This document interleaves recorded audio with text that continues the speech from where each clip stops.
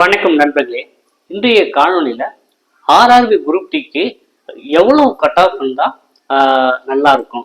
So முந்தைய ஆண்டுகளில் நடைபெற்ற தேர்வுகளில் எவ்வளோ கட் ஆஃப் இருந்தது அப்படின்னு நிறைய பேர் கேள்வி கேட்டுக்கிட்டு இருந்தீங்க. ஸோ உங்களுக்காக தான் இந்த காணொலி.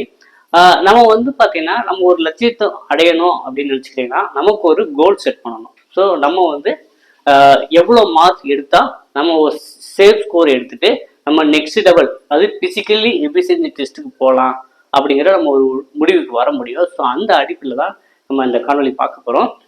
உங்களுக்கு ஏற்கனவே தெரியும், இந்த பணிக்கு விண்ணப்பிக்கிறதுக்கு ஆண் பெண் இருபாளர் 2 பேருமே விண்ணப்பிக்கலாம்.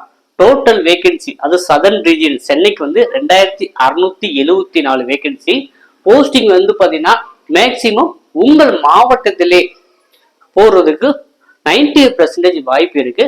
பிளஸ் வந்து பார்த்தீங்கன்னா அப்புறம் ஐசிஎஃப் அந்த மாதிரி சூஸ் பண்ணாதான் நீங்க அங்கே போய் ஒர்க் பண்ற மாதிரி இருக்கும். மற்ற இதர போஸ்டிங் எல்லாமே மேக்சிமம் ஒரு 90% அந்தந்த டிஸ்ட்ரிக்ட்லேனா அவங்க போஸ்டிங் போடுறதுக்கு நிறைய வாய்ப்புகள் இருக்கு. என்னுடைய நண்பர்கள் ஒரு 8 பேர் வந்து இப்போ ரயில்வே குரூப்ல வேலை பார்த்துட்டு இருக்காங்க. ஸோ அந்த அடிப்பில் தான் நானும் சொல்றேன். ஓகே, இப்போ வந்து பார்த்தீங்கன்னா கட் ஆஃப் நம்ம எவ்வளோ எடுக்கலாம் அது ஒரு கான்செப்டுக்கு வருவோம். இப்போ வந்து பார்த்தீங்கன்னா நமக்கு வந்து இதுதான் எக்ஸாம் பேட்டர்னாக வச்சுருக்காங்க.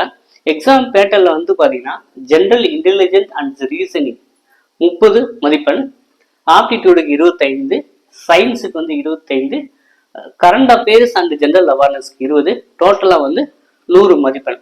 ஸோ இதில் வந்து பார்த்தீங்கன்னா நமக்கு computer based test, so online மூலமாக தான் நமக்கு வந்து டெஸ்ட் கண்டக்ட் பண்றாங்க. ஸோ இதுல வந்து நெகட்டிவ் மார்க் இருக்கானா நெகட்டிவ் மார்க் இருக்கு.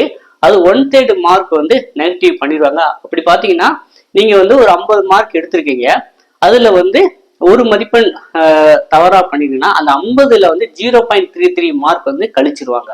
ஸோ இந்த மாதிரி நெகட்டிவ் மார்க் இருக்கு. அப்போ வந்து பாத்தீங்கன்னா 1/3 கழியும் போது 0.33 மார்க் வந்து நீங்க எடுத்த ஸ்கோர்ல வந்து கழிஞ்சிடும்.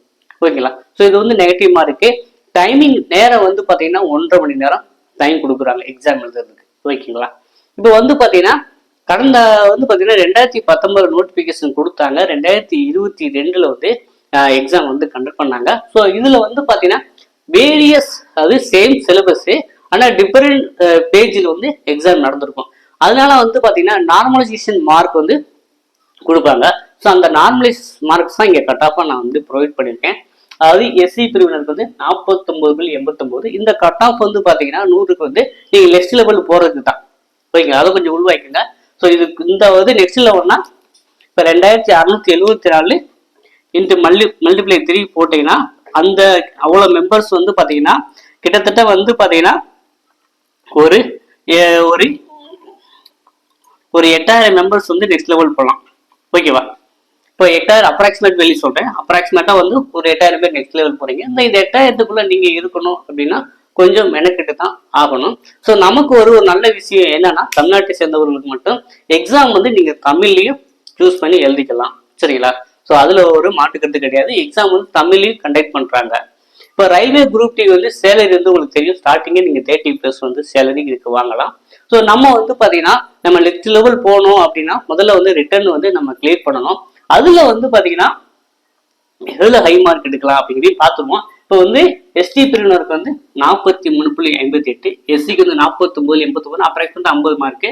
அப்புறம் ஓபிசிக்கு வந்து 55.65, இடபிள்யூஎஸ் வந்து பாத்தீங்கன்னா எக்கனாமிக் வீக்கர் செக்ஷனுக்கு வந்து 40, அன்ரிசர்வ் பண்றவங்களுக்கு வந்து 60.95. ஸோ இப்போ வந்து பாத்தீங்கன்னா நமக்கு பிப்ரவரி 22 கடைசி தேதி. ஸோ முடிஞ்ச அளவு ஓபிசி அது பிசி முஸ்லீம் எம்பிசி அந்த கேண்டிடேட்ஸ் எல்லாமே உங்களால அது ஓபிசி சர்டிஃபிகேட் எடுக்க முடிச்சுன்னா அது எடுத்துட்டு அப்ளை பண்ணுங்க. இல்லாட்டி வந்து சப்போஸ் என்னால முடியாத டைம்லனா அன்ரிசர்வ்ல கூட அப்ளை பண்ணிட்டு இப்போதைக்கு பண்ணுங்க. சரிங்களா? வேற வழி இல்லை அப்படின்னா. ஓகேவா? ஸோ அதனால வந்து முடிஞ்ச அளவு ஓபிசி சர்டிஃபிகேட் எடுத்துட்டு பண்ணுங்க. சப்போஸ் முடியல எடுக்க டிலே ஆகுதுன்னு ஃபீல் பண்ணீங்கன்னா தயக்கம் கட்டாம அன்ரிசர்வ் கூட பண்ணி வச்சிருங்க. அதே போல வந்து பாத்தீங்கன்னா எக்கனாமிக் வீக்கர் செக்ஷன் அதாவது ஃபார்வர்ட் கமிட்டி வந்து பாத்தீங்கன்னா அவங்களுமே வந்து பாத்தீங்கன்னா இடபிள்யூஎஸ் இது வந்து எல்லாத்துக்கும் வராது. பிசியோ எம்பிசியோ இல்லை எஸ்சிஎஸ்டியோ அந்த இடபிள்யூஎஸ்குள்ள வரமாட்டாங்க எக்கனாமிக் வீக்கர் செக்ஷனுக்குள்ள. அது ஃபார்வர்டு கம்யூனிட்டி எஃப்சி மட்டும் தான் வருவாங்க. ஸோ அவங்க தான் வந்து இந்த இடபிள்யூஎஸ் அந்த கோட்டால வருவாங்க. ஸோ அவங்களும் முடிஞ்சா வந்து அந்த சர்டிஃபிகேட் எடுத்து அப்ளை பண்ணீங்கன்னா உங்களுக்கான கட் ஆஃப் வந்து கொஞ்சம் கம்மியாக தான் இருக்கு கடந்த நாள் ஒப்பிடப்படும் போது. ஸோ அவங்க கொஞ்சம் மெனக்கிட்டீங்க அப்படின்னா அதை வாங்கிட்டு அப்ளை பண்ணுங்க, நீங்களும் ஃபர்ஸ்ட் அட்டெம்ப்ட்லேயே கிளியர் பண்ணிடலாம். ஓகே, இப்போ வந்து இருக்கட்டும். ஸோ இது வந்து அப்ளிகேஷன் ப்ராசஸ். இப்போ வந்து பார்த்தீங்கன்னா நம்ம மார்க் வருவோம். இப்போ வந்து நார்மலைசேஷன் மார்க் தான், சரிங்களா? ஸோ நார்மலைசேஷன் வந்து பார்த்தீங்கன்னா வேரியஸ் டேட்ல வேரியஸ் பேஜா நடக்கும். அப்போ வந்து பாத்தீங்கன்னா ஒரு பேஜ்ல வந்து கொஞ்சம் ஈஸியா இருக்கலாம், ஒரு பேஜ்ல கஷ்டமா இருக்கலாம். அதெல்லாம் நார்மலைஸ் பண்ணி தான் இந்த கட் ஆஃப் ஸ்கோர் வந்து பண்ணுவாங்க, சரிங்களா? ஸோ இதுக்கு வந்து இருந்தாலுமே நம்ம போன வட்டம் வந்து பாத்தீங்கன்னா வேகன்சி அதிகம். இப்போ வந்து 2674 நீங்க கொஞ்சம் எஃபர்ட் போட்டு தான் ஆகணும். இதுல வந்து பாத்தீங்கன்னா ஜஸ்ட் வந்து ரொம்ப மனப்பாடமே பண்ணிக்கிட்டு இருக்காம ஜஸ்ட் வந்து ப்ராக்டிக்ஸ் மூலமா வந்து ஜென்ரல் இன்டெலிஜென்ஸும் ஆப்டிடியூடும் இருக்குங்க. ஓகேவா? இது வந்து 55 மார்க் இருக்கு. ஸோ 55 மார்க்குக்கே நீங்க தனியா படிக்கணும்லாம் தேவையில்லை. நீங்க வே ஆஃப் ப்ராக்டிக்ஸ். ஸோ நீங்க நிறைய ஒர்க் அவுட் பண்ணி பார்த்தீங்கன்னா கண்டிப்பா வந்து இதுல நல்ல ஸ்கோர் எடுக்கலாம்.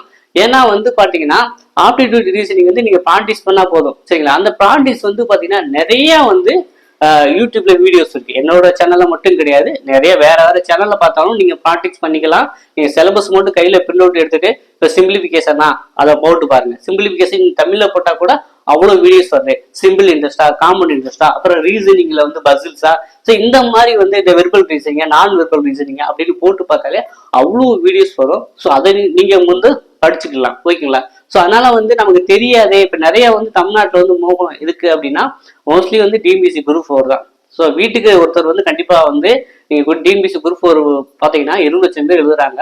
ஒரு தெருவுக்கு 10 பேர் வந்து எக்ஸாம் போய் எழுதிட்டு வருவாங்க, சரிங்களா? ஸோ அதே கொஞ்சம் எஃபோர்ட் கொஞ்சம் வந்து பாத்தீங்கன்னா நம்ம அந்த குரூப் டிக்கும் போடுங்க. ஏன்னா இப்போ வந்து ரயில்வேல வந்து பாத்தீங்கன்னா நம்மவர்கள் வந்து ஜாயின் பண்ண ரொம்ப ரேரா இருக்கு. அதர் ஸ்டேட்ல கூட அப்ளை பண்ணி, நார்த் இந்தியன் அப்ளை பண்ணி நம்ம ஸ்டேட்ல வந்து வேலை பார்க்குற சூழ்நிலை தான் இருக்கு. ஸோ நம்ம வந்து நம்ம ஏன் விடணும்? அதனால கொஞ்சம் மெனக்கிடுங்க. ஸோ நீங்களே வந்து பாத்தீங்கன்னா நீங்களே நம்ம சொந்த மாவட்டத்துல நீங்க வேலை வாய்ப்பு வாங்குறதுக்கும் நிறையவே வாய்ப்புகள் இருக்குங்க, சரிங்களா? அதனால வந்து ஜென்ரல் இன்டெலிஜென்ஸ் அந்த ஆப்டிடியூட்ல வந்து நீங்க நிறைய ப்ராக்டிஸ் பண்ணாலே இதுல ஹை மார்க் எடுக்கலாம். ஸோ இப்போ வந்து இப்போ 2 சேர்த்து 55னா நீ ஒரு 45 கூட நெருக்கலாம், சரிங்களா? அந்த மாதிரி பார்த்துக்கோங்க.